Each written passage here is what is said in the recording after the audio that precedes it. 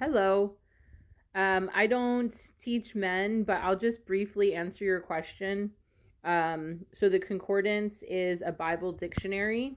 This man, Mr. Strong's, back in the 1800s, I think, put together a concordance, and he spoke Greek and Hebrew, and he went through the Bible. Actually, the King James version is what it's connected to. And he went through the Old Testament and the New Testament, cross-connected the words from one verse to the next, gave each word a reference number. So in the Old Testament, where it's in Hebrew, it's going to have H and then a number, H1, H2. There's up to 4-digit numbers, so it's several thousand of words. And then the same thing with the New Testament. It's Greek, so it's going to be G and then the number. And this way you can look at the word that was originally used in the transcript and see what that word meant.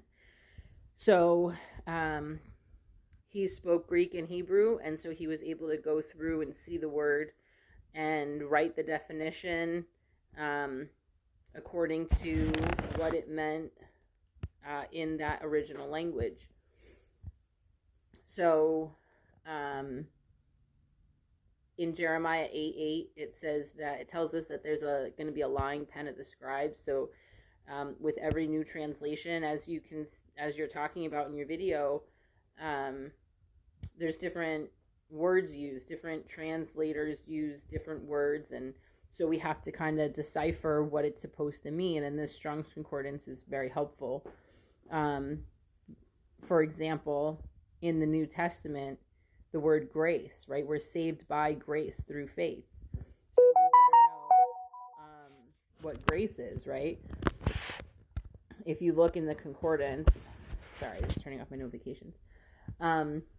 If you look in the concordance, it says that grace is especially the divine influence on your heart. So when you cross-connect that to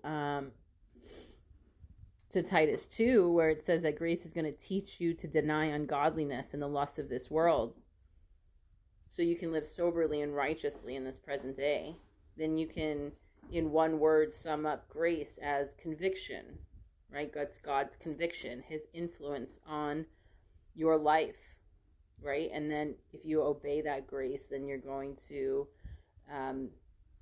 be obeying the conviction of God, right? It's your conscience, essentially, right?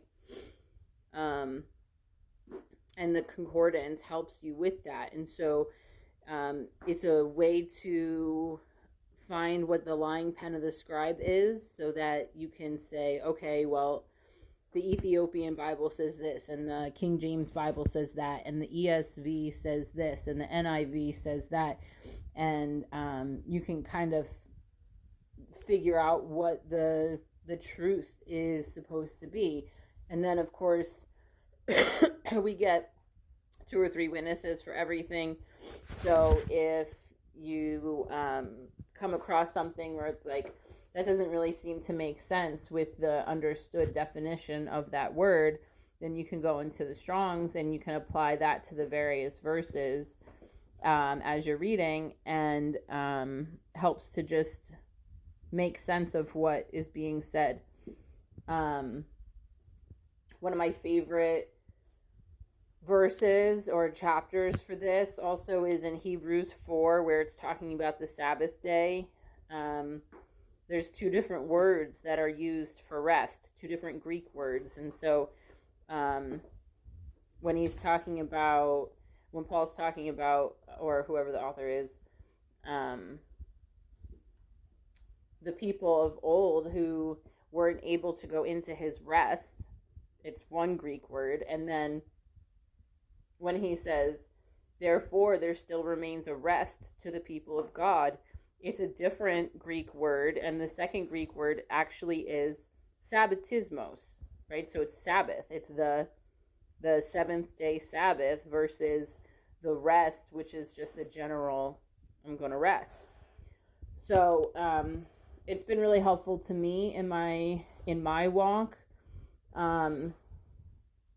I have an electronic concordance that I can look up phrases and stuff. So if I want to find, like one of the first things that I was looking up when I was waking up was Son of Man. I was confused. Like, how come sometimes the S is capitalized, it's capitalized son, sometimes it's a lowercase son, and it's used throughout the prophets and then throughout all the gospels all over the place. And I was like, what does this mean? I have to know what this means. And so in my concordance, I just typed in the phrase Son of Man and did a phrase search, and it pulls up all of the verses that have that particular phrase. Or if you know that there's a verse that talks about something, and I know it says, like love and God in the same verse, then you can put love and God as words and not as a phrase, and it'll pull up all the verses that say love and God in that verse, but not as a phrase. So, yeah, I have found it to be a super handy tool, and has made certain things that I had questions about much more clear. And so I think I was asking if you read with a concordance because you were looking at the difference between the translations, and so I just thought it might be helpful for you in your studies if you had that, and then maybe it would make things easier to understand. So I hope that this was helpful, and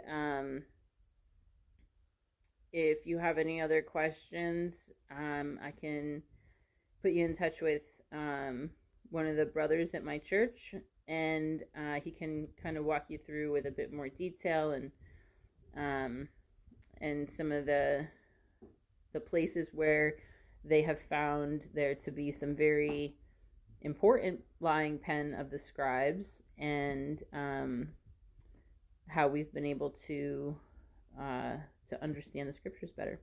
So, yeah, have a great day.